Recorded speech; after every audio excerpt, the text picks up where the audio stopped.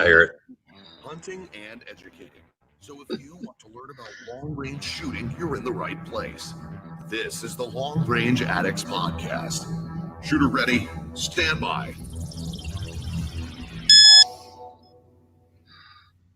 Hey everybody, thanks for tuning in to the Long Range Addicts Podcast.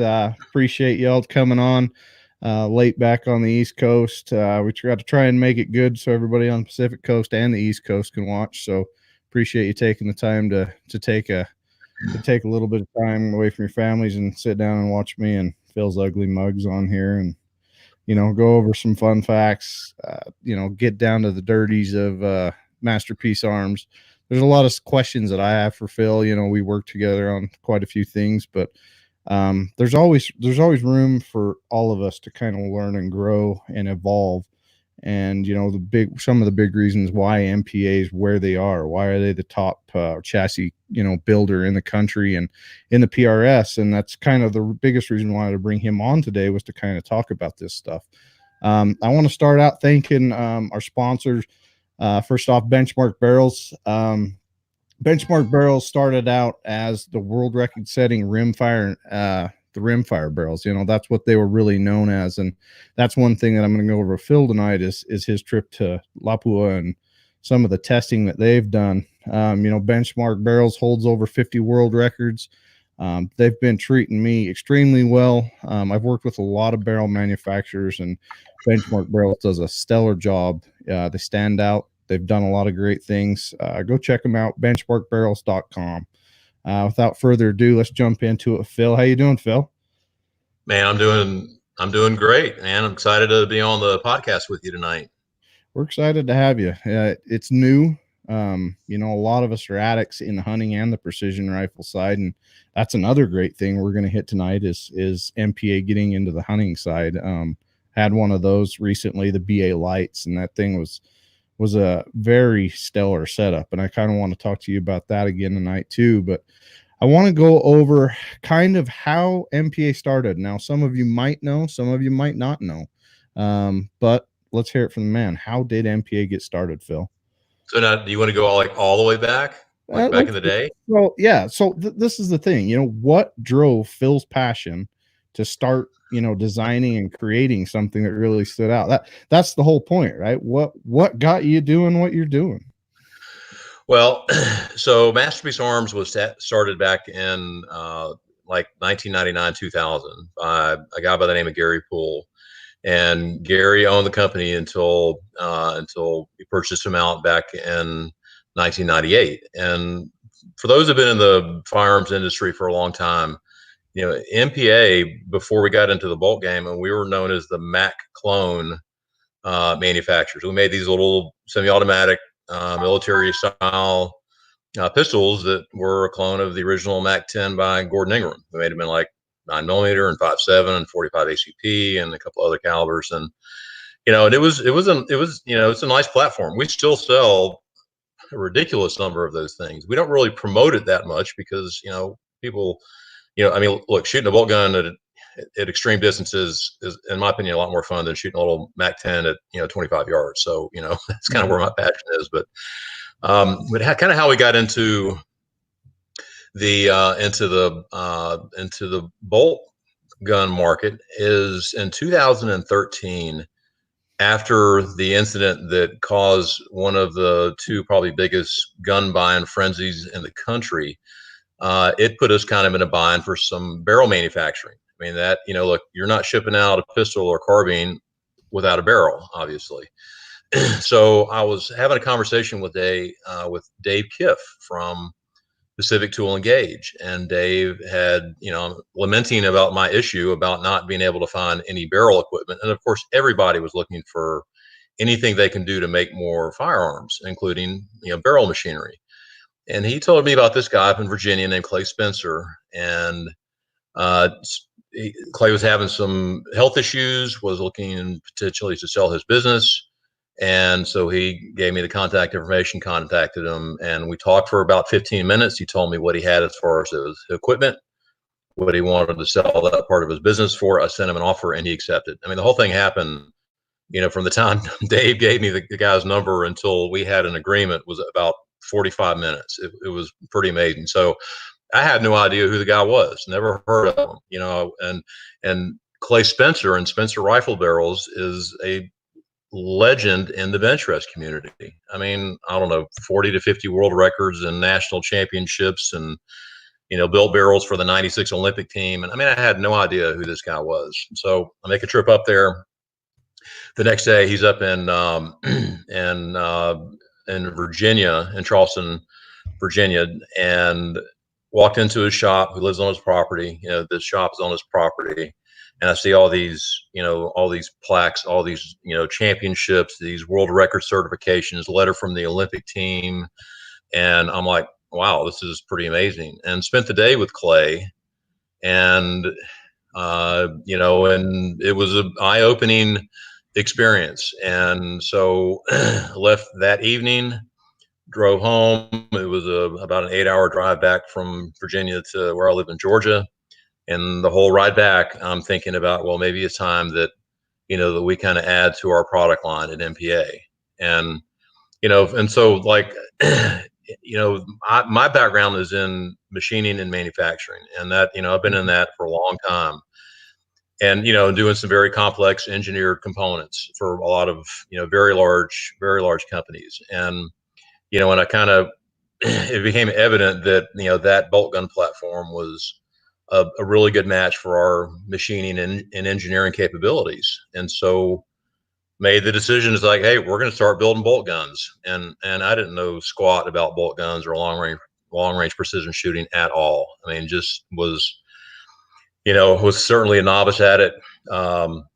Started gathering information. And interestingly enough, one of the sources that I used for learning about long range precision shooting was the Precision Rifle blog that Cal Zant puts on. Mm-hmm. And, just studying the different types of, stocks and chassis and actions and barrels, and just, it's a wealth of information for someone that's just getting into long range precision shooting. And I use that resource a lot. And it's kind of funny how, our product kind of ended up going in that direction. But, so we knew we could make the barrels because we just bought a barrel company. We knew we could machine the stock or the chassis because we, at the time we had 49 CNC machines in our shop. Wow. And I had an opinion that we could make the action. And so we spent about a month kind of putting our plan together. 2 weeks of that we spent on whether or not we were going to get into manufacturing the action itself. And then we decided that we were not going to do that. And mainly because we knew we were going to suffer some branding issues making such a jump from, a Mac clone company into a precision rifle building company. Mm-hmm. And we needed to add some legitimacy to the product. And so that's when we kind of teamed up with some well-known action manufacturers. Initially, it was Stillers and Defiance. Uh-huh. And so that we felt that was going to be kind of a good tie-in for making a nice entrance into the market. So we, on the barrel side of it, we sent 2 of our best guys up there to Clay's and had them spend quite a bit of time with him learning the process. And, and so after they kind of learned the process, moved all the equipment and all the technology down to our facility and kind of picked up on that aspect of the process of manufacturing the barrels. And, and one of our engineers kind of started working on a chassis, came up with a design. It was marginal at best. I mean, I look back on that very first. Yeah. I mean, it's almost it's like, my goodness, have we come a long way since then. But what I kind of after we got going with the platform, I knew that I needed to get involved in the sport. So got involved in the PRS, started attending matches, started shooting matches, and and I really enjoyed it. So one of the things that I think has helped us as a company is being as involved as we are in the long range shooting community, and and attending competitions, putting on matches, hand loading and load development, and working with different industry leaders on enhancing technology that makes the sport more attractive for all of us. And and I love that aspect of it. And So, when you go to a match, and whether it's me personally or somebody has a hard time with a given stage, and it's like, hey, you know what, we can come up with some technology here to possibly make it easier to shoot that kind of prop or that kind of stage. Mm-hmm.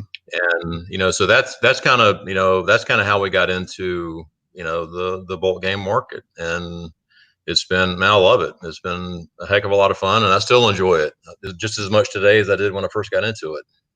Yeah, and that's good. Before the show, we kind of talked about, are you still having fun doing what you're doing? And that's a big thing. You see a lot of people nowadays getting burned out.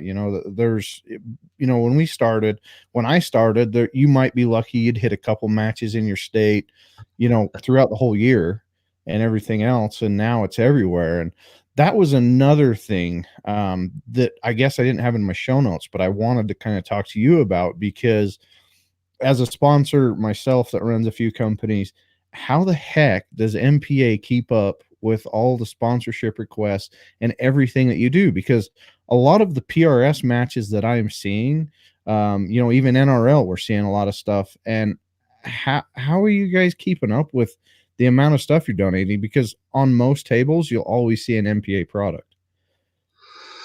Well, and that's a really good question. I mean, if MPA, like many companies in this industry, are requested all the time, weekly, sometimes daily, to participate in the sponsoring matches. And it can be a challenge. I mean, look, the number of PRS matches back in 2015 versus the number of PRS and NRL matches today, 2-day and 1-day. I mean, it's just absolutely no comparison. And, but we kind of have a strategy. Obviously we're probably a little bit more focused on the PRS and the NRL, but that, and kind of, moving out west, and some of the sponsorships that we're doing on that part of the country are probably something that we've really been focused on. But, it's a challenge. I mean, there's the strategy involved with what we put on the prize tables and what we're trying to accomplish. There's there's just some things that we do, because look, I mean, we want to give back to the sport, and look, that's an overused term by manufacturers and shooters alone. I mean, we all say that, oh, you just want to give back to the sport. Well, right. I mean, when a shooter goes to a match, and when I go to a match, and I have a decent performance, or I have a good performance, man, it's nice to go and pick something nice off the prize table. And it's engaging. It's something that I think attracts people to stay involved in the sport. I mean, you go to a match, and you go to a 1-day match, and you're spending $200 or $300, and you go to a 2-day match, you're spending $1,000. And if you can come home with a chassis cert, or a mount cert, or a Kestrel, or just something, man, it helps people stay in the sport, and and for us, it gives us a chance to kind of get our products in the hands of shooters who may not have had exposure to our products. Or I mean, you look at a mount. I mean, like we do, we sell a bunch of bolt action mounts, but the mount and the ring business is a crowded market. But I think part of our participation in these matches and putting mounts on the prize tables has helped our business. I mean, it just has. And so, right. I mean, it's a multifaceted program, and each company kind of has their own strategy and how they do it. But for us, we do things where we provide discount levels for, if you're a member of the PRS or their NRL, and certain club series get certain, just we give them coupon code percentages. And but it's look, I mean, we haven't ever gotten to the point where we think that the sponsorship levels that we're providing to the shooting community is having a negative financial effect on our company. We think it does just the opposite. Right. So I mean, granted, it is somewhat self-serving, but it also know that you are doing some things to kind of help the sport grow. Help, and whether it's helping my company or other companies, innovation in the business, whatever it may be, it's still a positive. So right, and a lot of people don't understand that. And I always tell people, even if you take something off the table, make sure you say thank you. Make sure you promote it to your friends, because I personally didn't even know that you guys had a mount till I started working with you guys. And being out here on the West Coast, we don't necessarily have the grouping of matches that you guys have. So, for us to travel to a match, some of these matches are 8-10 hours apart, and you guys have a little bit more, but that's another thing that I really want to tell our listeners tonight. And I don't mean to get off track, but if you are picking up stuff from Masterpiece Arms, from some of these other companies off the tables, make sure you're saying things. Make sure you're telling these companies thank you, and make sure you're showing your friends, because I mean, thousands and thousands and thousands of dollars go into these matches, and it's hard. As a match director myself, I try to do the best I can, but I can only do so much too. So I can't iterate that enough, guys and gals, to make sure you're doing that. Again, sorry to get off on a tangent there, but I always try to make sure we're thanking everybody. And for me, thanks, Phil, for donating to all the tables. You've helped out our match a ton. You've helped out a lot of others. So I'll take a second to say thank you anyway. Well, my pleasure. Yeah. So, you guys have kind of been at the leading edge of the technology side.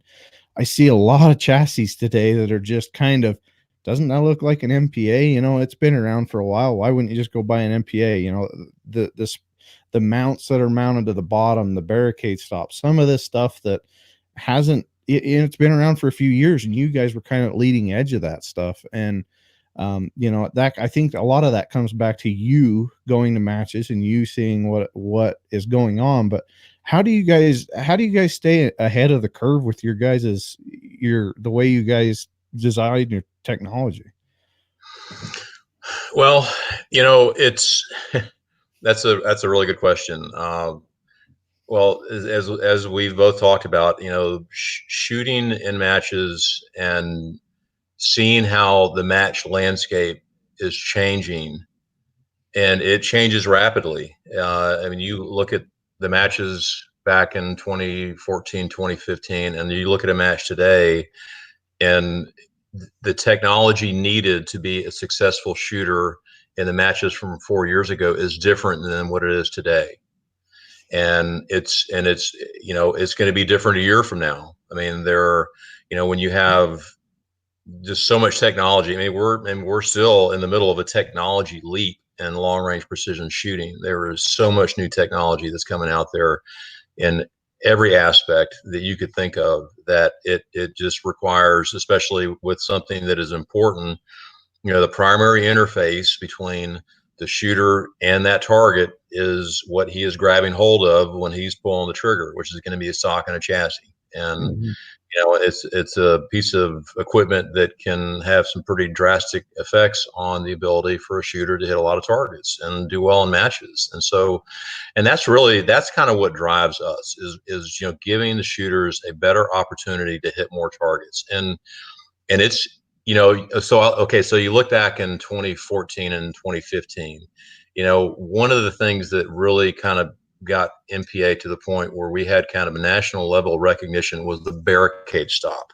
Mm-hmm. I mean, that was something that in that one little piece of technology. And for the shooters who are listening to this podcast, who've gotten into it in the last couple of years, when we came out with that barricade stop, it was literally a game changer, because when a shooter, and at that time you would go to a match in the 2-day match, and let's say it had 16 to 20 stages, and typically about half of them would be shooting off of some form of a barricade, a window frame, something like a PRS skill stage barricade or some, anything like that. And that, that barricade stop was just such a significant advantage as compared to the other technology that was out there to gain a stable position where your reticle is not moving on the target. And, and it got to the point where match directors were kind of having to change the configurations of their matches because those shooters who were running MPA chassis had too much of an advantage. And so, and one thing that was important to me is I didn't want to be a one-trick pony. Like, I did not want, okay, well, MPA, yeah, they made their name on a barricade stop, but man, that technology's gone now and they're gone with the wind. I did not want that to happen. And so that, for me personally, that just was a pretty healthy driving force behind what we're trying to accomplish. And, so like and we still do this to this day. We'll go to a match, and we'll get feedback from shooters. Man, still to this day, shooters are constantly coming up to me with some really good ideas on improvements that we can make to our product or accessories or whatever it may be. And so we'll go back to the shop on, on the Monday after the match, and we'll have a little sit down, a little engineering meeting, and just kind of talk about what we learned. It's like, hey, do we come up with any good ideas this weekend? And for us as a company, having the background in engineering and machining that is the history, like my background, and our manufacturing company that's been around for 47 years, we're quite nimble. And so, you come up with an idea, you get one of the engineers to design it on SolidWorks. You see a solid model of the concept, whether it's an accessory, whether it's an attachment, whether it's a new feature on the chassis. If you keep tweaking the design on the computer, you do a 3D print of it, you prove it out, you take it to the range. We've got our own range that's 45 minutes from the shop. You prove it out, and then you put it into production. And I mean, it was, I'll give you like a perfect example of this is the Arca Swiss rail. So I mean, what stock or chassis today does not have an Arca Swiss rail on it if you're shooting in PRS or NRL matches? Not many of them. Yeah. Well, so we developed that technology back in 2015, and I'll have to give credit to David Cooper. David Cooper's a shooter who lives up in Ohio, and Dave called me one Sunday night, and he's like, "Hey, man, you ever thought about making a little cut on the chassis that I can attach my really right stiff tripod?"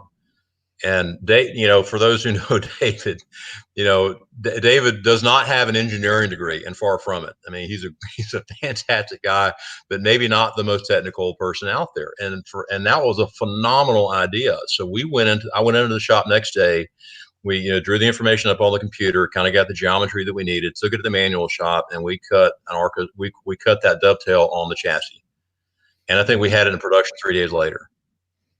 That's unheard of a lot of now, especially with the bigger companies. I worked for Remington for quite a few years. It was like a year from design to actually building it to coming out. That's a year. And I don't think a lot of the listeners understand, how hard it is for most companies to come out with that. And you guys can do it like quickly. And I mean, who hasn't heard of the RAT, the MPA, the RAT system, the Arca Swiss system already built in. And I think it was one of the very first things that really I think it was one of the things that slingshotted a lot of people into buying it. Now everybody has to have a Arca Swiss, attachment. Oh yeah. And a lot of stocks don't come with that. That's the cool thing is, you buy an MPA, it comes with a standard, if you buy the BA comp or the matrix or whatever. Yeah. And that's one of those things that just sets you guys apart, which is great. What are some of the other things that people might not know you guys for as far as innovation besides the Arca Swiss system and everything else and putting it into the chassis? Oh gosh. Well, so I mean, like when we came out with the EVG, the enhanced vertical grip, that was, and I think that was another piece of game-changing technology because, before we came out with that, you pretty much had an A2 type grip, which is going to have anywhere from like a 5 to a 7 degree swept angle to the grip when like it's a gas gun grip. Yeah. And, from a biomechanical standpoint, when you bring your hand into the stock and you're having to, tilt your hand and create stress in the wrist joint right there. I'm like, that's not really ideal when you're trying to have a stress-free environment when you're pulling that trigger. And so same concept. We, got one of our engineers to start modeling one up, and 29 3D prints later, literally it was that many.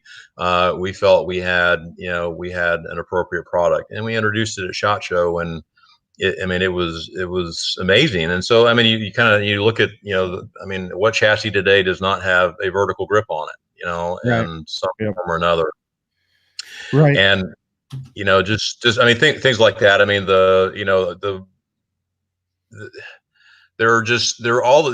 there's so many subtleties to the design, and, all the way from the back, the butt stock, the way that you lift it up and down as far as the recoil pad and can it left and right. I mean, I'm sure other people have done that in the past. The bag riding system that we've always come up with. I mean, that's something that, I mean, look, the tracking of the rifle back into the shooter's shoulder and have it kind of track back in so the shooter can still see what's going on downrange.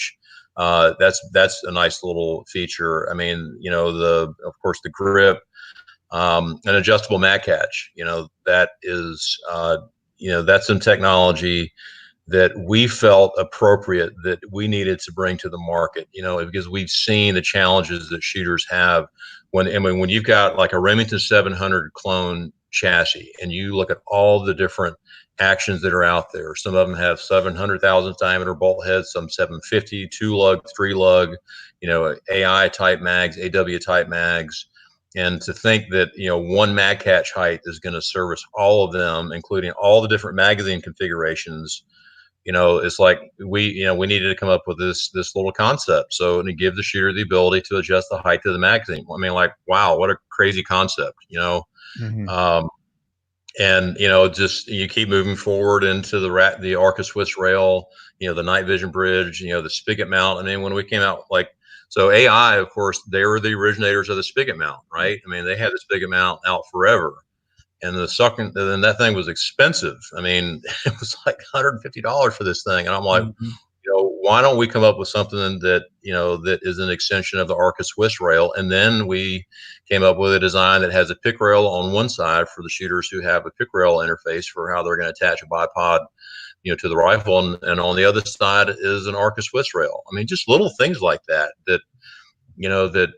may seem somewhat insignificant, but, it's the weight tuning system. I mean, so how many stocks, even stocks today, people are putting weights into stocks, and and that's some technology that that we came up with, and it's interesting.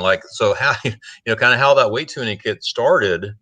I was at a match over in Alabama, and I talked to two different shooters, and I can't remember the guy's name. He just started running our chassis. He was running like a really heavy barrel, long barrel with a can on the front, and he wanted to put some weight in the back end of the chassis. And then I was talking with Buck Holly, and Buck, if you're listening, give you a little shout out here because he helped us kind of come up with this concept.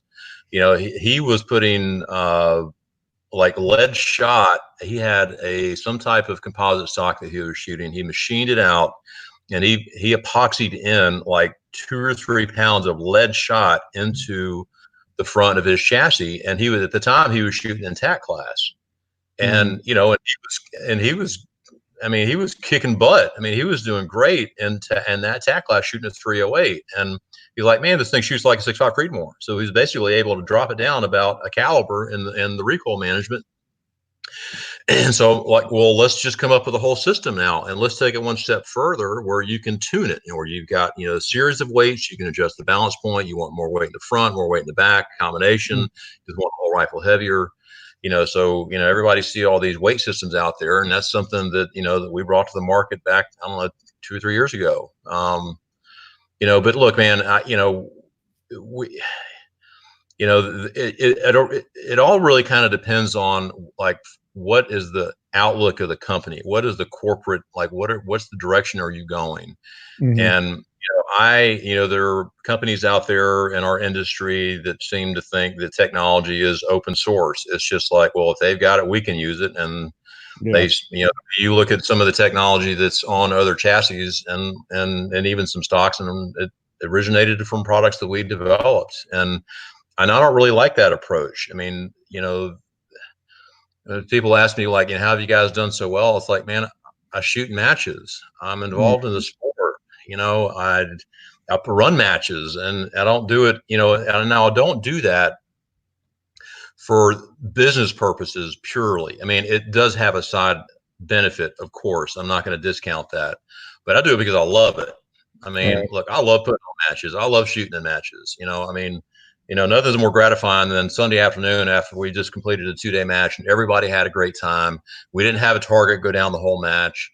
It was a really tight finish at the top. It was very competitive.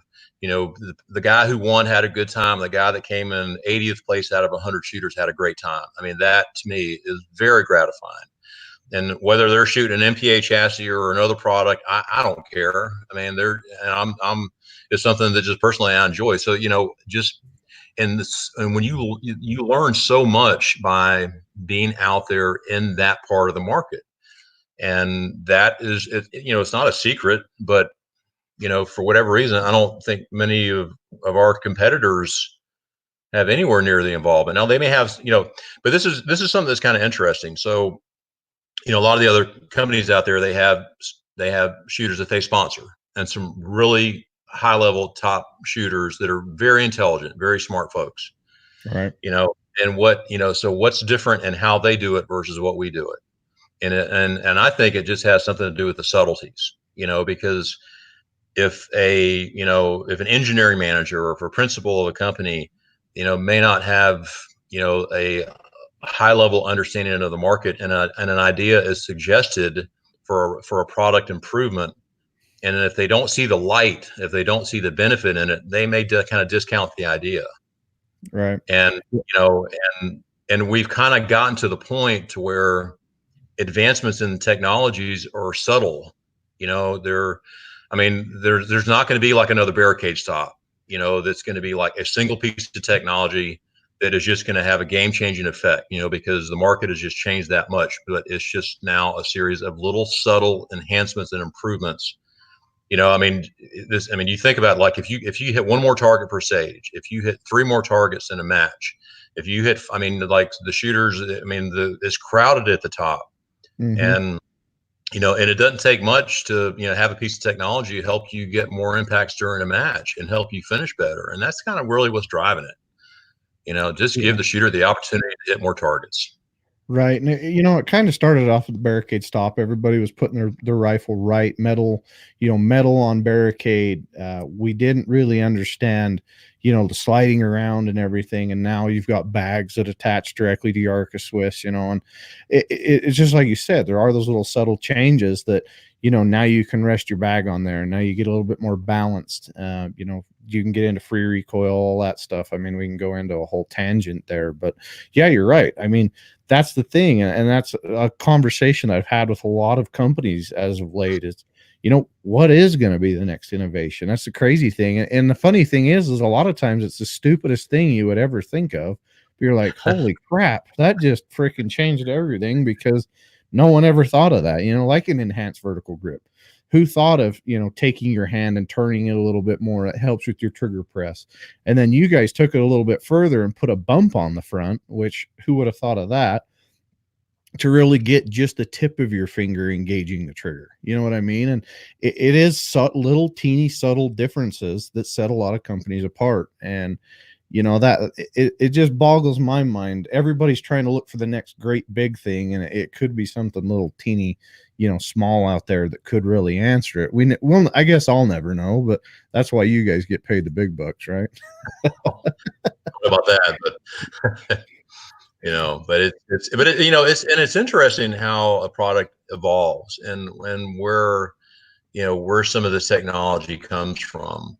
So this chassis we introduced at the expo last September, the Matrix, and which is why no one has come up with a stock or a rifle chassis that is adjustable for the shooter to be able to really fine tune all aspects of the shooter's hand and the way they want to shoot that rifle.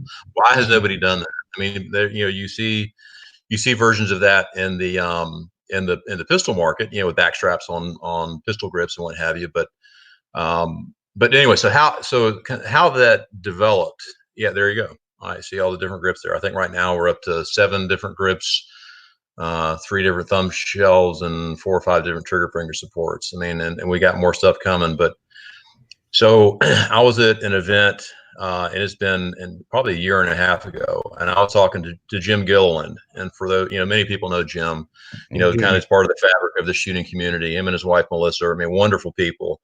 But Jim has always shot a stock, and so I'm like, you get to be, good enough friends with somebody, and you can really get some real honest feedback. And he said, look, man, I love the chassis.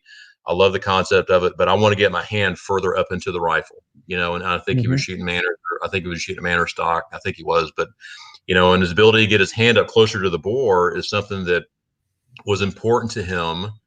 And, and he's like, I can't do that with a chassis.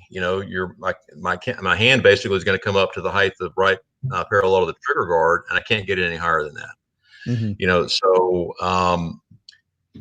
I went back, talked to one of our engineers, kind of told him the concept, like, hey man, can we do this? Can we design a chassis to where you can get your hand up much higher into the, up and closer to the bore of the rifle?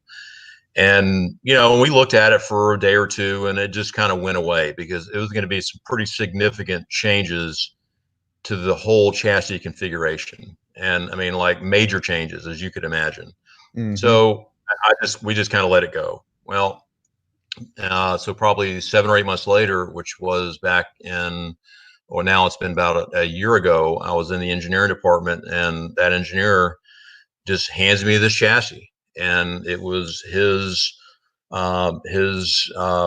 creation from that concept, and it gave you the ability to get your hand up really high up into the chassis, but the grip was terribly uncomfortable. I mean, it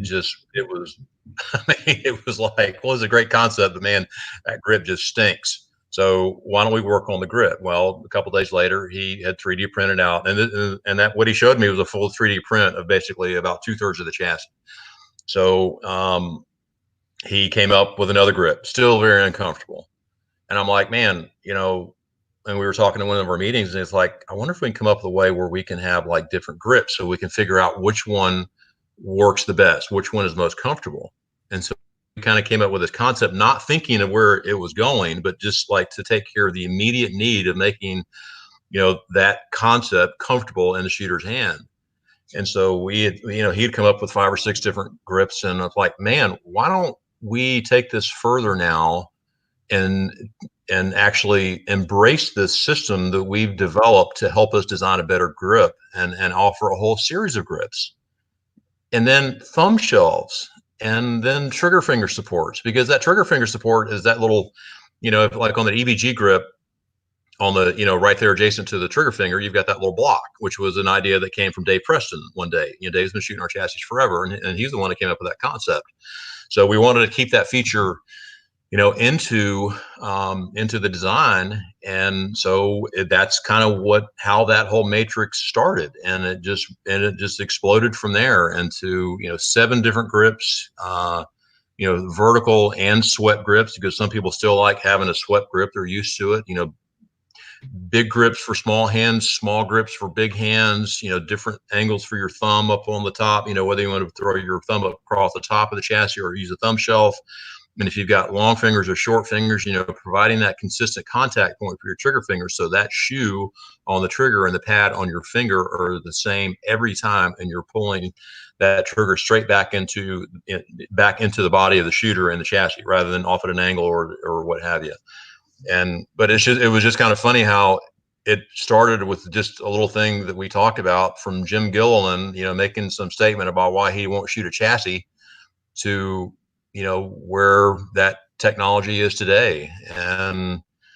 But that is a piece of technology that we will be getting intellectual property rights on, because not that I'm tired of us developing technology and others copying it, but I guess I am. So understandable. I mean, you go through and you create something, you develop something, you kind of want to hold on to that. And I've seen a few other companies out there that are having their same struggles, depending on what company it's in. But it's amazing how in the firearms industry itself, a lot of people have kind of just ran away and done their own thing, and it's like, wow, that looks identical. Or I saw a chassis the other day that upside down, it looked identical to the bottom of your chassis, and I went, what the heck? I'm like, why is that chassis looking like that? And I started flipping through the screens, and I'm like, that's an MPA, it's been out for years, but why are you copying everything? But we won't get in on that. But like, you can see the 2 that I've got right here, this one's a lot fatter. Now for you guys that are listening on the podcast itself, you're not going to be able to see this, but Phil sent me these. He sent me a matrix, and I pulled this freaking thing out, and it looked like my damn kid's erector set. I'm like, holy shit, what am I supposed to do with all these freaking pieces? I mean, I was like overwhelmed. I'm sitting there, in the morning with my wife, and she goes, what have you got all over my island? I mean, I took pictures of it. You can see it on my Facebook page. It's everywhere, all over my island. And I had a couple buddies come over and like, dude, what are you working on? And I sat there for probably, I don't know, it's probably an hour.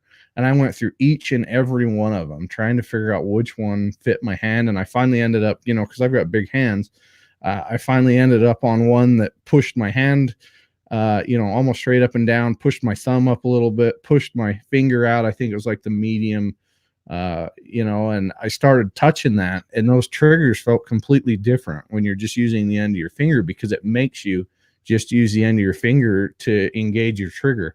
A lot of times on your EVG grip, I was actually kind of rotating my hand a little bit and actually pushing back with my fingertip, which was, a better way for me to engage. But along the lines of a lot of you shooters, there are MPA chassis at a lot of these things. And on the West Coast, I'm going to be taking a few matrices around for everybody to play with, but get your hands in them and understand the change that it does to your grip angle and your grip. Just getting into dry fire practice and stuff, it's done a lot of changing to me. I know that for sure. And there's some other design features with the Matrix. I get asked a lot, what the heck's that big round circle in the back of? Is it for your thumb? It's like, no, it's what the thumb shelves are for. But so what was your idea designing the back half of the chassis to be more, you've got a lot more material back there now. Well, so the hole in there, and of course people will think, oh, well, that's a thumb hole stock. Well, I guess by pure definition, I guess you could stick your thumb through there, but it is terribly uncomfortable. Mm-hmm. But that feature is there for handling purposes, and that's it. So in the PRS, what's the trend? Heavier rifles and a lot of movement. I mean, your rifles are getting heavier and the stage times are getting shorter. And, you're having, 90-second stages where you've got 4 or 5 or 6 shooting positions, and being able to pick up that heavy rifle and maneuver it, quicker and easier is an advantage. And just the way that thing is designed and the leverage that you can kind of create by putting your hand, grasping it, and using the leverage of your forearm and your arm and your hand, you can actually maneuver the Matrix better than you can, or in my opinion, or the BA comp chassis. And so that's what the purpose of that thing is. The bottom of it, we wanted to do something a little bit different on the bottom end of the chassis. We've had an enhanced bag rider and then the ultra bag rider, which are attachments that go onto the bottom of the BA comp and the hybrid chassis, and they work well. But we wanted to kind of take that a little bit further, and so so Keith Baker, Keith listening to this, Keith's a smart guy, has a pretty strong engineering background. We worked with him for months last year. So he was shooting another product, was intrigued by, kind of our methodology. We worked with him on some design changes of our product, and, he had the best shooting year of his career. I think he won 3 matches last year, or what have you. And but that, that bottom end of the Matrix is kind of an extension of the concept and a subtle benefit that he had sent me pictures of like how we wanted to come up with a design on the ultra bag rider, and the ability to kind of put your hand up into that hook and that butt hook that's in there, and be able to grasp the bag, like whether you're using a Game Changer or whatever kind of bag that you're using, and be able to pull that consistently into your shoulder. And what he told me one day, he's like, look, man, what I want to be able to do, I want to be able to minimize the variation of my impacts at 1,000 yards. I mean, and that should be something very telling about Keith, and that's how analytical he is, that he's trying to improve, like, prone performance, and trying to, to minimize the variation of your shot placement at 1,000 yards. I mean, like, he's like, look, if I do my job and being able to grasp that rifle properly and have a consistent shoulder pressure into my shoulder and grasping that bag, I can take groups from 6 inches to 3 inches at 1,000 yards. I can cut my accuracy in half just by using this technology. And I'm like, man, that's big. Now, I mean, that's just a little subtle thing, but that it was a it was kind of a driving force behind, the design of that buttstock on the Matrix. And it feels different than the comp with either the enhanced or the ultra bag rider. And it's heavier and it tracks differently. But it's just kind of interesting in how the whole thing, when we developed it and when we got it, we got it to the point where, we were starting to use it, matches and what have you. It's like, we would come up with some benefits to it. We had no idea. It's like, this thing tracks better. And wow, you can lower the sheet riser all the way down and not have to pull the thing out to be able to clean a cleaning rod through there, when you're using the bore guide into your action. I mean, all these little subtle things that, that just provided some advantages that we just didn't really see when we were kind of coming up with a design. But anyway, yeah, it's different. But it's a great piece of technology. So yeah, Steve Eames, when I brought it here, it was early. It was right after your PRS Expo. I got one that you sent to me. I took it up to a local match here, and Steve Eames pulled me aside and he goes, "Check this out." And he set like 3 or 4 rifles next to each other, and he sat there and tweaked them, and you could watch the whole barreled action move in the chassis, And when you get into something, you're loading into it. I guess in my mind, I never realized how much there is there. And he goes, "Now watch this." And he took the Matrix and he did the same thing. Nothing moved on it. And the rigidity down the back and everything, I'm like, wow, because you never think about your point of impact change if you're going to lean into a barricade or you're trying to put pressure onto it. You always hear when you load a bipod, you always want to load it the same way every time to get the best accuracy, because you're always worried about that. And what I'm seeing with the Matrix is it doesn't have that. How exactly, and maybe you don't want to elaborate on it, but how does the Matrix get rid of the tweak in it? Well, and you're right about that. And Steve, Steve has been a really good technical ally for our product, and just the little subtle things like that he had mentioned to us back here in the past, just some improvements that he wanted to see in the product. And so when we kind of came up with the concept, there's some changes inside the forend. So the forend is actually 2 inches longer than our comp, and it's more rigid than the comp. And there are just some subtle changes inside the forend and how that thing is designed to makes it structurally stronger. And we actually, we would clamp, what we would do is, and this is kind of crazy, we would clamp the forend right there where the action would sit into a vise, put it on a Bridgeport, clamp it down, and we'd take a cheater bar and we would start bending the thing left and right. And you could, and so we would, all right, well, let's see if we can make an improvement. So got together with one of the engineers, made some changes in SolidWorks, got it to the guy in the programming department, made the changes in the program, and then we would make another version of it. It's like, yep, that's stronger. And so we knew we were going in the right direction. So, but yeah, that's, but that's just, kind of getting back to what we were talking about earlier, those subtleties are big. I mean, that's important. And, a lot of people just may not pick up on that, but it's just something, those little things now to us mean a lot. But yeah, I mean, and it sets you apart, right? There's a lot of other companies, and I've seen other chassis companies out there that you kind of pick up their chassis and it's like, did you even think through what you were doing here? It kind of goes back to that first thought of, are you actually a shooter in the end point? Do you understand the market that you're going to? And yeah, I think that's huge. And in my mind, and that's what I want to let everybody know is there's things that maybe you guys don't even realize that are in these chassis or not in these chassis that you really need.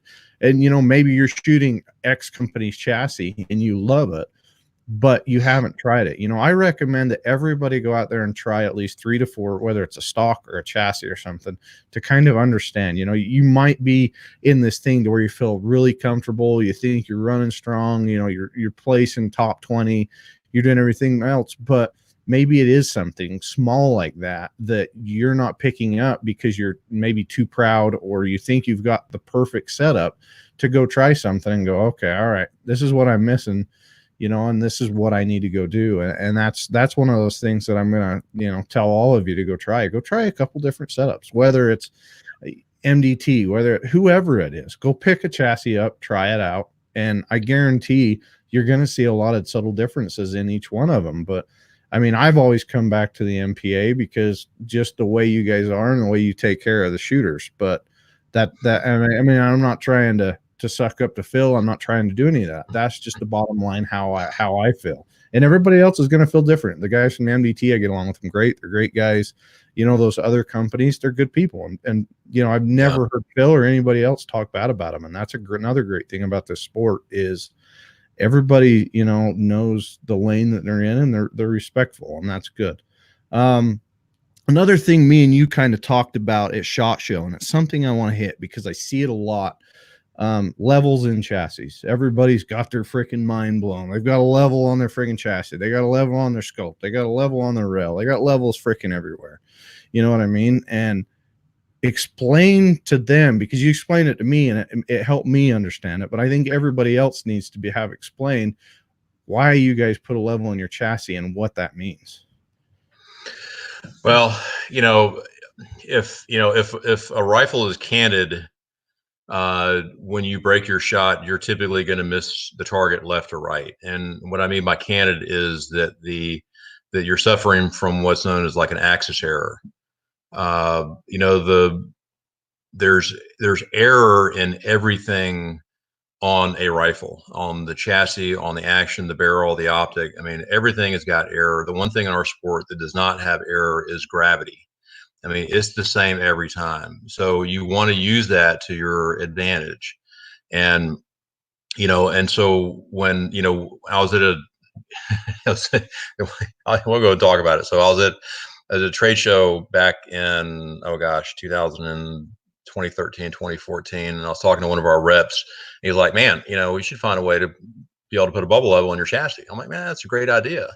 And so we looked at putting it up into the scope base and, maybe on the mount, what have you. And it's like, and at the time we had this little triangle, machined into the chassis for cosmetics and for weight reduction, right? We put it in there for weight reduction. Now we're going the opposite direction, but it's like, why don't we put it in that little pocket? And so went back to the shop, took a chassis into the manual department, drilled and reamed a hole in the side, and went to Home Depot, got a little torpedo level, broke it apart, pulled the level out and stuck it in the chassis. And I'm like, oh man, that's pretty cool. And that's kind of what got the whole process started. And then it's just funny, and we'll go and talk about it now, but probably, I don't know, 6-8 months after we had come out with this, I was talking to a guy from BPI, from Bagheera, who I was friends with, and he's like, hey man, McCree's has got a patent on that. And I'm like, really? Okay, seriously.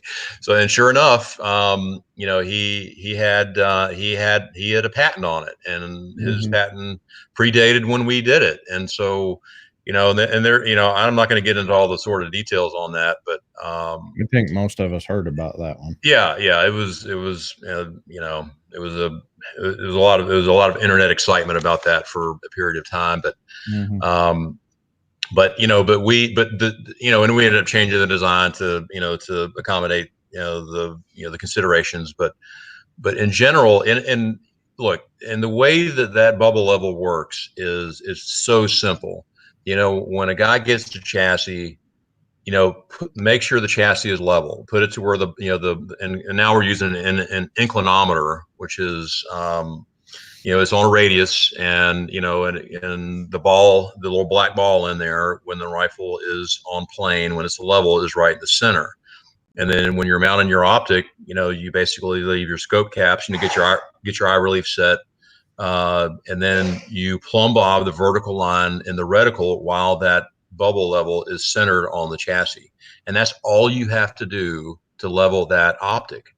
And then that if rather than being on plane, if it's at an angle, and so when you put the chassis level and that reticle's on an angle, then if you're having to, like when you're dialing up, left, or down, right, or vice versa. If you're holding wind or you're dialing wind, you're doing it not on plane with gravity in your favor. You're doing it like this or like this, so it's off at an angle, either up canted left or right, up or down, which is going to have an effect on where your bullet's going. And, so, I mean, it's a very useful piece of technology. And, we've got, we're working on something now that is kind of an extension, of that system.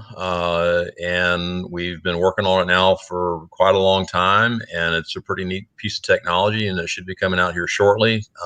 But I can't really go much further with it than that. But, but it's an important consideration. I'll take this opportunity to mention this. So inevitably, we will get a call from a customer, and they'll say, "Look, I've got your chassis leveled, and I'm putting a torpedo level on top of the turret cap on my optic, and they're not lining up with each other."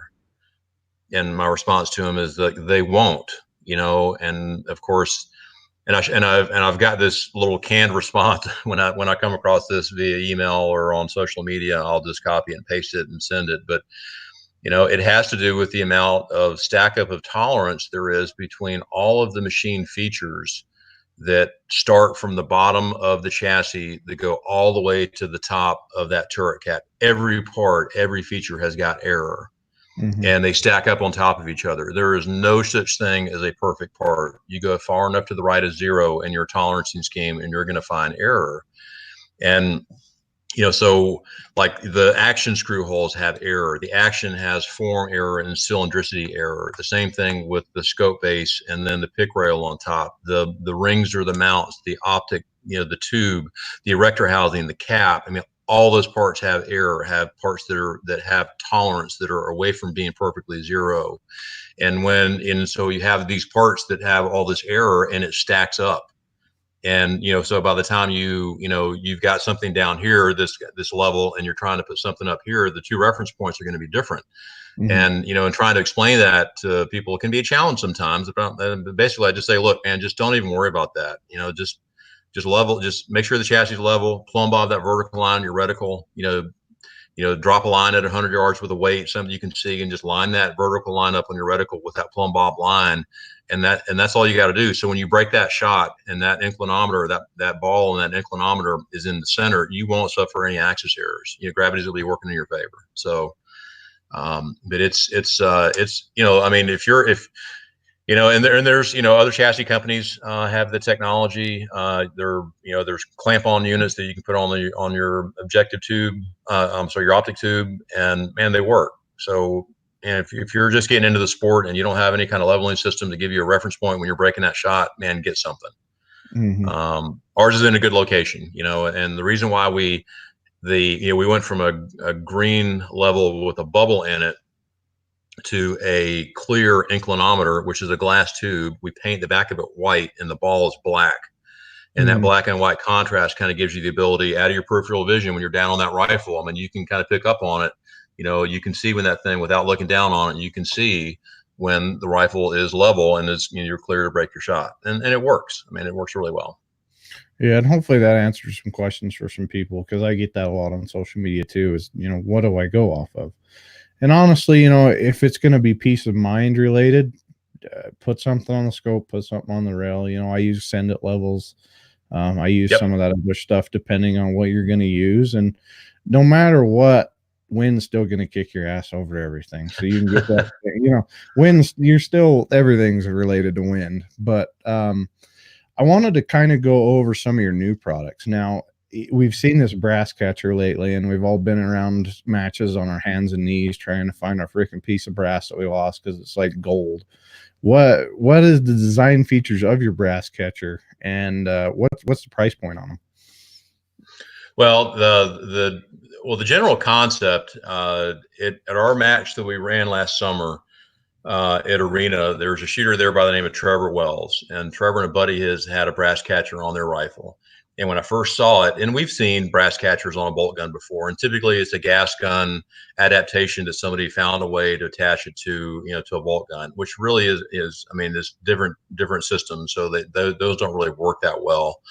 But Trevor had a really good design, and I started watching him and his buddy run stages with it and looking for a failure. like, oh, then, surely a piece of brass is going to go back in the ejection port, call the feeding issue. And it just was not happening. And I watched him for a couple of days, and near the end of the second day, I went up to talk to him. I'm like, hey man, tell me about your design. And he kind of gave me a rundown of the history of it. And I'm like, man, would you like some help bringing that to market? And kind of explain to him, what we possibly could do with that design.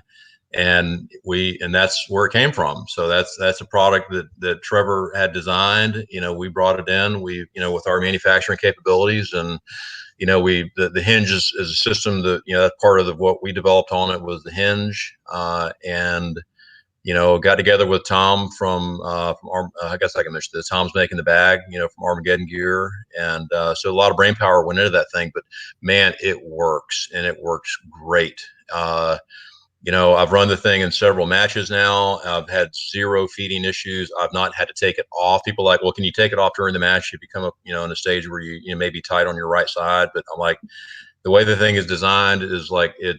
If you're running your bolt, that when you sweep that bolt out, it stays within the confines of the projection away from the center line of the stock of the chassis. So you're kind of in that little window, and it's right there, basically right next to your optic. So it's not you're not getting in the way of a barricade or anything like that. But it'll hold up to like 16 pieces of 6.5 Creedmoor brass, and you're using Dasher brass or BR brass, you're getting more than that in it. But it attaches to the pick rail in front of your rings or your unimount. It's got the ability to project it back and forth and up and down.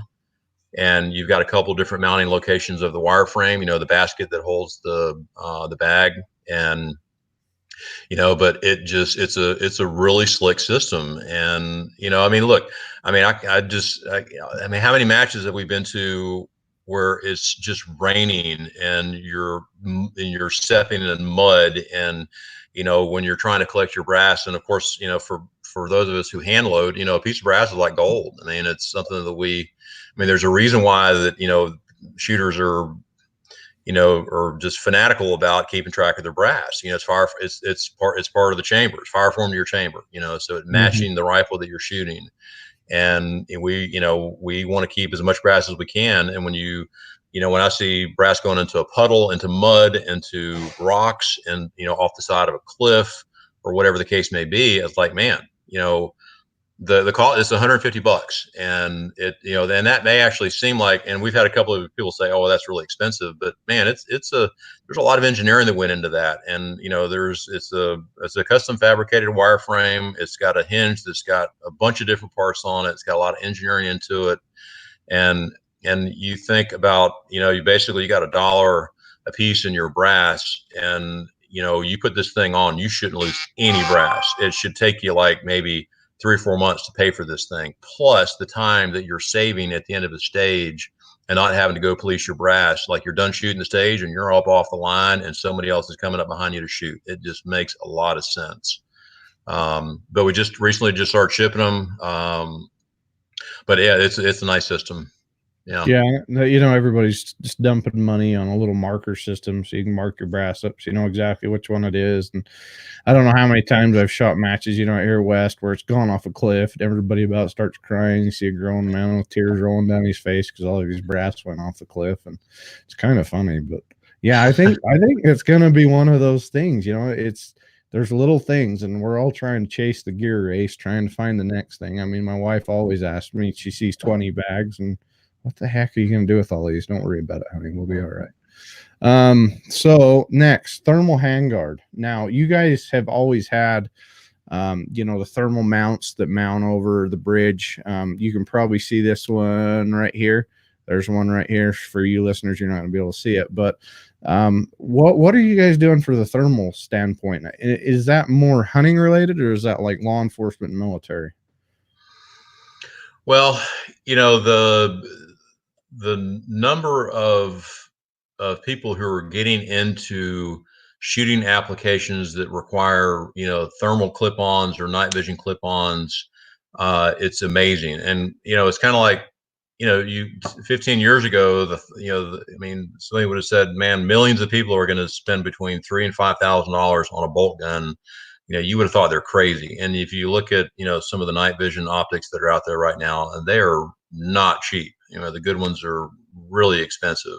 Mhm. And so, there's some military and law enforcement personnel that are using clip-ons, and that's typically what. So, if you like that rifle behind you there, if you wanted to attach a PVS or some type of night vision on it, you would actually attach that to the night vision bridge, and it's going to sit in front of your primary optic. And and you have the ability to take it on and off, but for guys who are pig hunting at night, or hunting coyotes, or doing any other kind of hunting that would be done when you need to be able to see at night, that's what that thing is used for. Now, a lot of people use those things for a gripping point when they're shooting positional, like they like to grab hold of the night vision bridge. And like Dave Preston at Gray Ops, Dave has come up with some accessories that work with our night vision bridges, for additional gripping points for the rifle. He's come up with some really cool stuff. It's Dave at Gray Ops CNC. But it's we're starting to see. It's becoming quite prominent, and it's not just for good looks, and it does look nice on there, but it does have a function. But you mentioned the handguard, so one of the things that we've recognized is that, look, when it's 20 degrees outside and you're shooting an aluminum chassis, man, that aluminum sure does hold on to that cold.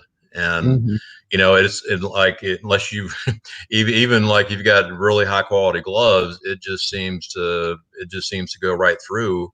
And one of the things that we've come up with here recently are some hand guards that will actually attach to the fore end of the chassis, and you can slide it back and forth at any position that you want. And it's a polymer hand guard, and it gives you the ability to be able to hold on to that rifle and carry it and maneuver it, and not have your hands contact the cold aluminum chassis. And that especially comes into play for hunters. A lot of hunting is done when it's cold outside, and you grab an aluminum chassis and it's really cold. You grab this polymer handguard cover on there, and it completely insulates your hands from the coldness of the aluminum on the fore end. And the thing is set up to where you can actually, like a lot of hunters are using tripods during hunting applications, and you can have that thing on the fore end of the rifle and still use your Arca Swiss connection for whatever kind of tripod that you're running, a Cruxord or Really Right Stuff or whatever. But yeah, we've got those for basically the ultralight and the light and the hybrid and the BA comp. So. Okay. And it doesn't really, it doesn't hurt you. How far do they stick out from the side? Probably a quarter of an inch on each So side. So yeah, it's low profile. Yeah. Okay. Yeah, it's got some nice texture to it, and but it's a nice little system. All right. So I might ask you two questions here, and you can choose how you want to answer them. First is the MPA PMR. So you've got the PMR Pro, you've got the PMR ML, so you military and law enforcement, killer system. I just took it SHOT Show and demoed it from the law enforcement agencies. But it was built for the production series for the PRS. Where is the production series going? Is it still, is it really a production series with that caliber of a rifle? And what was your PMR designed specifically for that, or why did you guys design the PMR that way? Well, so the PMR we came out with now I don't know, a little over a year ago, when the PRS started the production class, and they limited the the cost of the rifle at that time to $2,000. Then we came up with a configuration that would meet that price threshold, and it was a hybrid chassis, which we took a lot of the accessories off of it, kind of stripped it down so we can get the price down there into that $2,000 price range. We went to Curtis Custom, had them come up with a modified action design that got some of the cost out of it, like through the bolt fluting and the DLC coating off. Still a 3-lug system, it's still a Curtis action. It still runs great. And we're able to get the the rifle down into that cost range. And this past year, Shannon at the PRS went up to $2,500, and so we changed the configuration. We came out with the PMR Pro. But what that did, still a lot of people are buying that PMR just because they're wanting a precision bolt gun and they don't have deep pockets. So it's meeting a price target that a lot of the market is. Look, if there's just a market segment out there that $2,000 number. They just don't want to go over that when they're buying a bolt gun. They may be shooting out there with their buddies. It could be just a pure belly gun that they want to go out and shoot steel with their buddies, and the things they shoot great. I mean, it's a wonderful little platform. But that's a good question though. Is the how much of a difference is there between like the PMR Pro and like a pure open gun?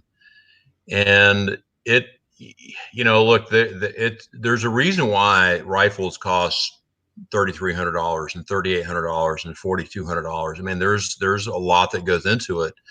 And so is a $2,500 rifle as good as one that may cost twice that? Depends on what you want to do with it and the skill set of the shooter. I mean, like I put a PMR Pro in the hands of Dave Preston, and I'm quite sure he can go out there and win a match with it. So, but that's that whole production class in the PRS. That's been something that has been pretty interesting over the past couple of years, because the participation in the production class was not significant. I mean, I think there were some discussions at one point in time about possibly, doing away with the production class, just because there weren't that many people that were shooting in that series. But it did give newer shooters, and so what happened last year, which I thought was a really kind of a game changer for that class. And Doug Koenig shot in production class, and Doug Koenig is probably one of the best pistol shooters to ever live. And if you have any involvement with pistol shooting, you've heard of Doug Koenig. I mean, and he's a fantastic guy. I mean, he's just really, very genuine, very down to earth. I mean, just a really good dude. And, but him shooting like a guy with that kind of name recognition, shooting in production class, and in that class, there were a lot of matches where he was right there at the top shooting a production class rifle. And I think that what that's done is that's kind of gotten people over the stigma, like, oh, I don't want to shoot in production class because, that's just for beginners or what have you. But when you see a guy like Doug Koenig shooting in that class, that's kind of opened up a bunch of people's eyes. Like, in this year, Scott Satterley is going to be shooting in production class. I think he's running a Savage rifle. Scott's going to do really well. He's going to give Doug a run for his money for the production class championship. I'm shooting in several matches this year with a PMR Pro, just for that very reason. I want to bring more recognition to that class, because I think that class does have merit.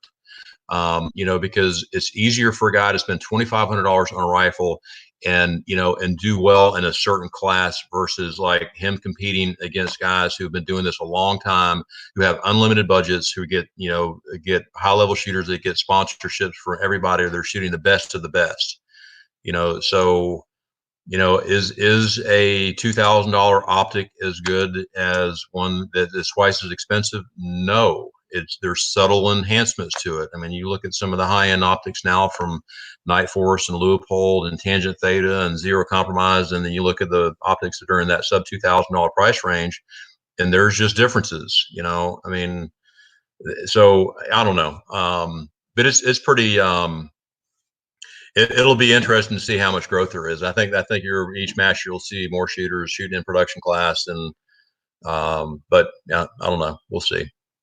Yeah, and that's the thing. I've shot quite a few matches to where guys will show up with a 7 rim mag. It's a BDL, freaking halfway through the day, their arm's purple, and they don't know how to hold on. And I think, I've kind of gone back and forth on it. Is the whole aspect of the actual production, something you can go buy off the shelf somewhere and go compete with it. But I think it honestly, the more I think about it, it's more than that. It's not about going and buying a BDL rifle off the shelf. It's being able to go out there and honestly compete.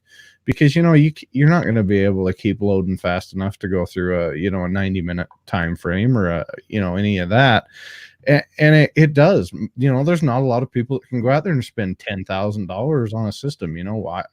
I've been blessed enough that I've had some great sponsorships over the years, and I've got some really great stuff, and I've been lucky.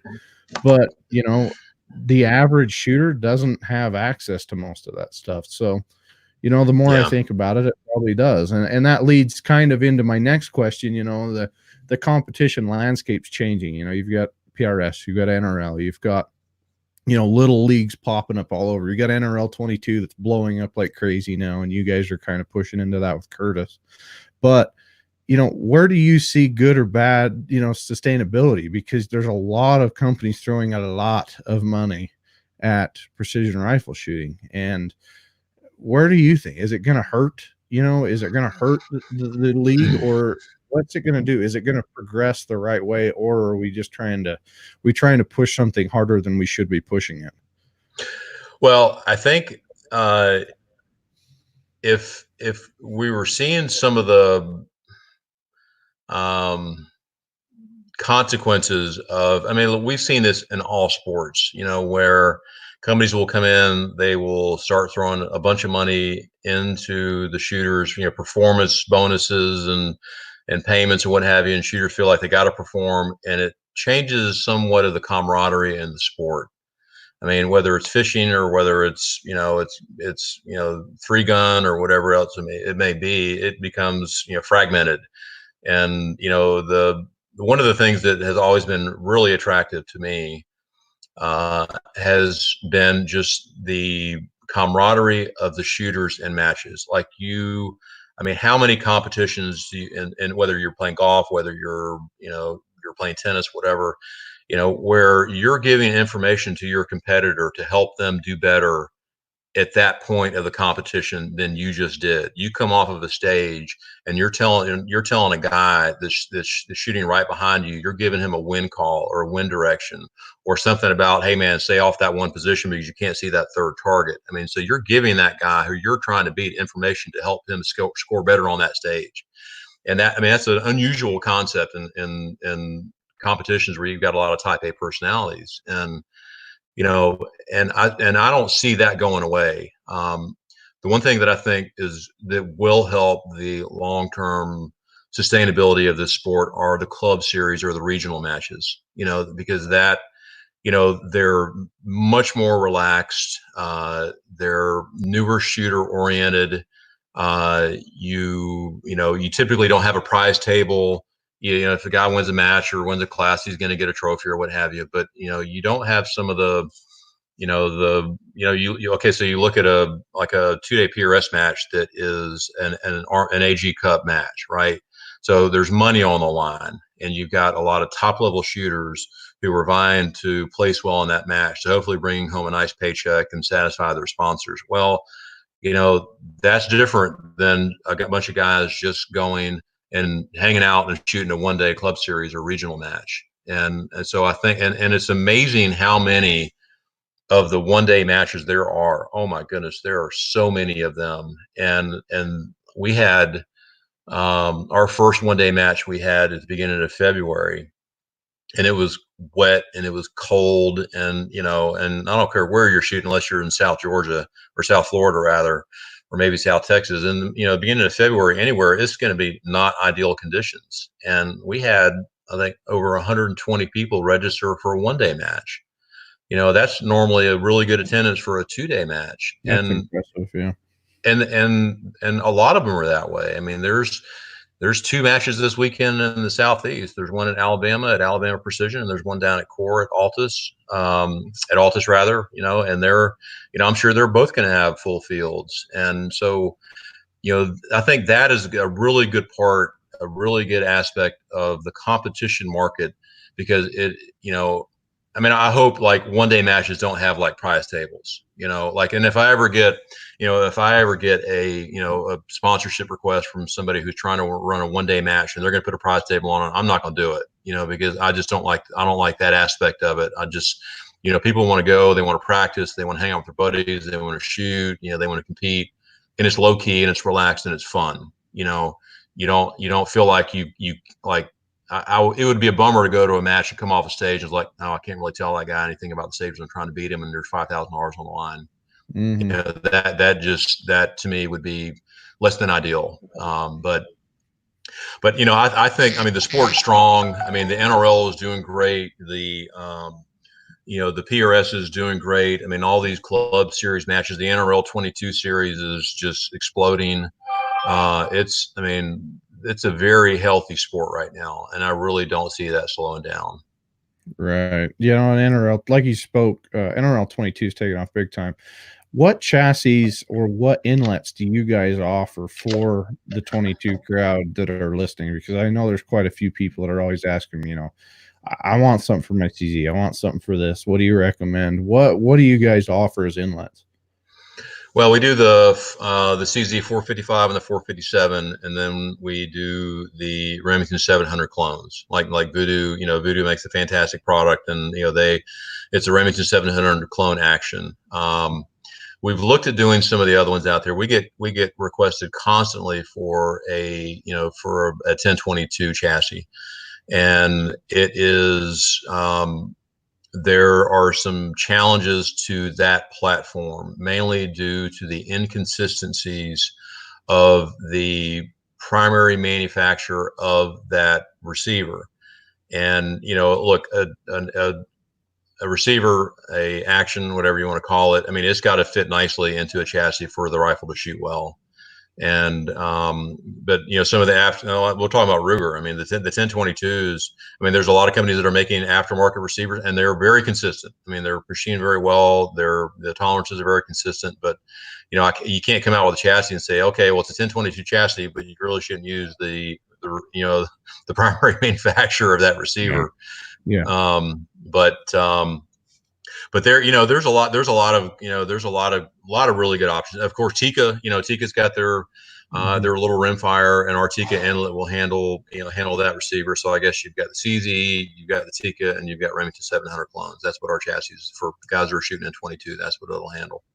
Yeah, and that's a pretty good choice. I mean, that the 22 market's taken off because I kind of got in the head of that when I was with Voodoo. Is there's always 100-yard range somewhere, and everybody can go out and do that. And again, that's just a whole nother side that's exploding, which is awesome because you hear the media about negativity and everything else. And I honestly, I'm with you. I think it's growing, and between 2014, 2015, and now, being able to go to these matches is just crazy. Now, hey, there's a bunch of you watching. If you do have questions for Phil, we're going to start wrapping up here pretty soon. So ask away. If there's something special that you want to know, this is the reason why we have this podcast, is to kind of get information out to everybody. Have a good time, but the most is education. Now, the next thing I wanted to talk to you about, I live here in Utah. We've got really long shots. We've got high elevation.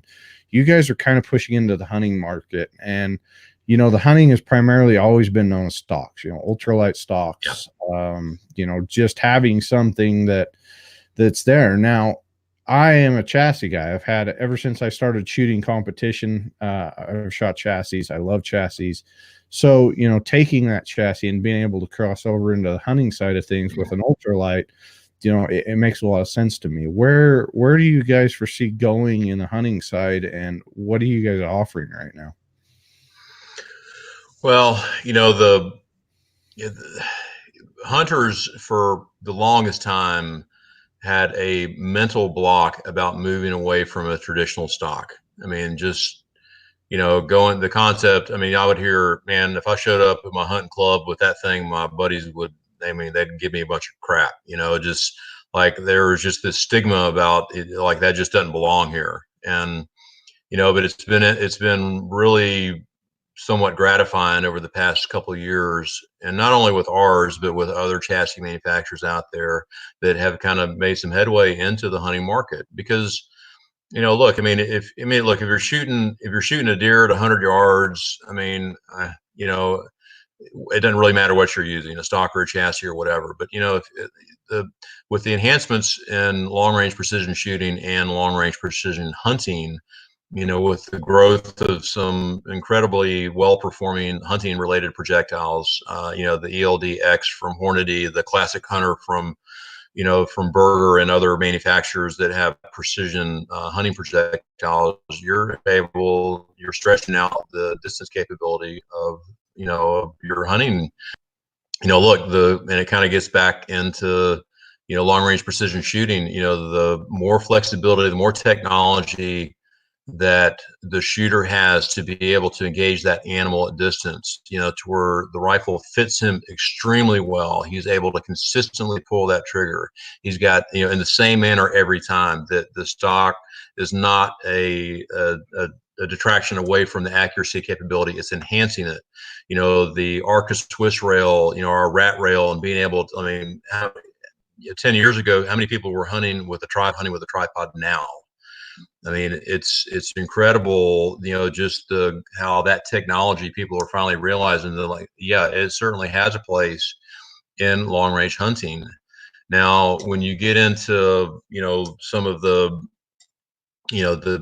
real backcountry, mountain type applications, every ounce on that rifle counts, and there are some limitations in an aluminum chassis that are, I could make a 1 pound aluminum chassis, but it wouldn't provide the benefit. So, like I was at a trade show here recently, and I was talking to Kelly from Proof Research, and they've got a complete carbon fiber stock, and the thing weighs 16 ounces. And it's a full feature. So for a guy that's going 25 miles in the backcountry, that the difference in a sock that weighs a little over a pound and one that weighs 2.5 pounds, that can mean a lot for a guy.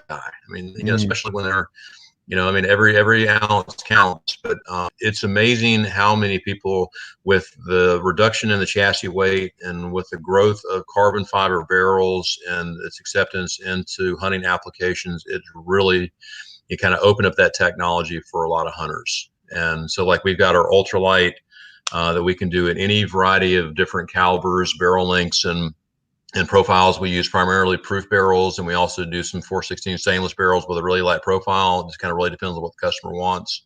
But I think our ultralight rifle with a light Sendero profile is a little bit above 7 pounds without the optic. That's pretty light. Yeah. But the other thing is, look, it's easier to shoot a heavier rifle more accurately. It just is. You're shooting a 28 nozzler and the rifle weighs 6 pounds, and that's an animal. Trying to control that beast. And so, there are some advantages to having a little bit more weight in the rifle, but look, that's the one thing about firearms and rifles. There is no such thing as a perfect configuration. It's application driven. And, so for the guys who are going 20 or 30 miles in the backcountry and they want a rifle with the optic and everything that weighs, 8 pounds, what have you, there's probably better options than what we offer. But if it's something that they still want the weight reduction, they want the benefits of the chassis that it can provide, that's kind of where we come into play. And we've done really well with the platform.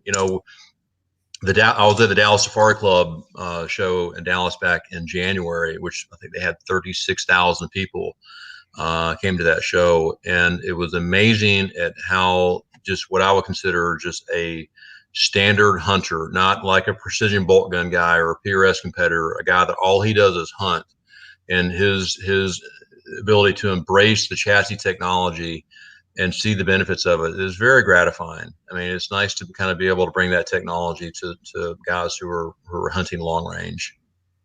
Yeah. And you guys sent me one. I kind of played with it, and there's a few great features about it. When you're putting it in a pack, and you don't want this giant thing sticking out the back side of your Everly stock or whatever you're packing, that's another great thing is the folder variables. There's a lot of different things that you don't really think about, keeping your center of weight down, because, as a hunter, you look into packs for certain reasons, trying to keep all the weight in certain areas, trying to cover that. I talked to Jason Hairston about it one day. He was the founder of Kuyu, and he always told me, he goes, get in better shape, quit crying about weight. And I'm like, well, yeah, make me feel bad now, because I do need to get in a lot better shape. But he was giving me, everybody's like, everybody's chasing the next ounce, trying to go down, trying to go down. And it's crazy. You watch that and you're like, at what point are you going to start losing accuracy because you're giving up little variables inside your rifle, between everything still comes down to wind. I can't say it enough. Trying to get it to a rifle and trying to get on target, and then buck fever. You put all the variables together, you're shaking like a leaf anywhere and see giant deer. So, Garrett had a question real quick, and I'll throw it up here. Will the Tikka inlet work for the new de facto action from Ultimatum, or is it a 700 trigger inlet on an issue? Do you know that, Phil? Will the Tikka inlet work for the new? Well, I think I know Ultimatum came out with the rimfire action here at SHOT Show, but is it not a 700 footprint? No. So their new de facto is actually a Tikka. It's a Tikka inlet action. It's their new, I believe it's their new, I stopped and talked to him, but it was kind of a blur, but I believe it's their new entry level action, and it's based on the Tikka. So it might be something we need to look into. It would be. I mean, when like a customer orders a Tikka rimfire, we've got to make a slight modification to the inlet, for the trigger mechanism. I don't know the case on that de facto action. I'm now certainly going to find out, which I'll probably have an answer tomorrow, because I hate being unprepared for a question like that. But if it's a Tikka clone, it's the Tikka footprint, then it should work. Yeah. So from what I get, it's a Tikka clone with a 700 trigger hanger. So you can use a 700 trigger. Nice. And do that. So that's one thing. And then before we leave, I wanted to quickly ask you, now you use Curtis Customs a lot. I know Chase really well. We'll probably have him on a show here pretty soon. What kind of led you to Curtis Customs and you guys kind of choosing to partner with them exclusively? Well, we had, on our rifle builds, originally started out using Stiller actions, and then we went with Kelbley's, and Ian and those guys up there are great folks, and I can't say enough good things about the product. I mean, they're really good action manufacturer. But we had, when Curtis came out, it was kind of a unique opportunity. They were a growing company, kind of trying to make their mark in the long range precision market, and it was a good opportunity for us to kind of partner up with somebody. And and look, to be honest with you, when and we represent I think a pretty healthy amount of their business, and and being able to have the kind of communication and interaction that I have with Chase, and talking about enhancements to the action, changes to the action configuration, different type of actions, like they've got their helix, and of course the vector, and now they've got this 22 rimfire bolt that's a drop in to their existing vector or axiom short actions. It really kind of, and it gave us the ability across the board to have a single action manufacturer for all of our platforms. I mean, you're looking at all the way from a 223 and the short action configurations to long action, to a 338, one that'll handle up to 338 caliber, and they were able to do so. And and we've been really happy with it. The Curtis actions are very well thought of in the market. The design is very sound. I mean, that 3-lug bolt design, and the toolless fire pin removal system. I mean, there's just a lot of little things about it that really make it a very high quality action, and we've been thrilled with it. But that's kind of what's been driving that. When you get a chance to, like some of the bigger companies out there that have been around for a long time, they've got partners, they've got companies that they've been working with, but with Chase, and we've got a really good relationship with them, and kind of having that level of partnership and communication, and the ability to kind of steer the product in the direction that you want the product to go based on our needs and applications has been a really good thing. Yeah, that's good. That's one big thing that I tell a lot of companies when they come to me. They're like, what are some of the biggest things that we need to work on? And one of them, strategic partnerships. There's a lot of companies with a lot of great products, and getting to be partners with somebody that has the same quality standards as you is one of the most important things. So that's kind of the reason why I wanted to ask you. So, out of everything, is there something that I have missed personally that you want to kind of talk about, or kind of put anything on real quick? No, I'll tell you what. So we got time to talk about my visit to Lapua last week. Oh yeah, for Okay. sure. Yeah. So I was at a trade show in Phoenix, and I'd seen a segment, and I knew this existed, but I'd seen a segment or a little video that Voodoo had put out back about 2 or 3 months ago, and they had visited the Lapua facility. It's Lapua, not Lapua, but you can say whatever you want. But we all know what we were talking about. But they offer the service where they will, you can send in your rimfire rifle, regardless of the manufacturer, and they can test multiple different lots of ammo to be able to see which lot shoots the best out of your rifle, and then you can buy as much of that lot as you want. And so, I went out there for kind of a different purpose. I took a couple of different barrels out there, and I was, I wanted to see how the process worked in general. Something that we can recommend to our customers, but also had, some product testing. That was part of the reason why I went out there. But man, what a phenomenal experience!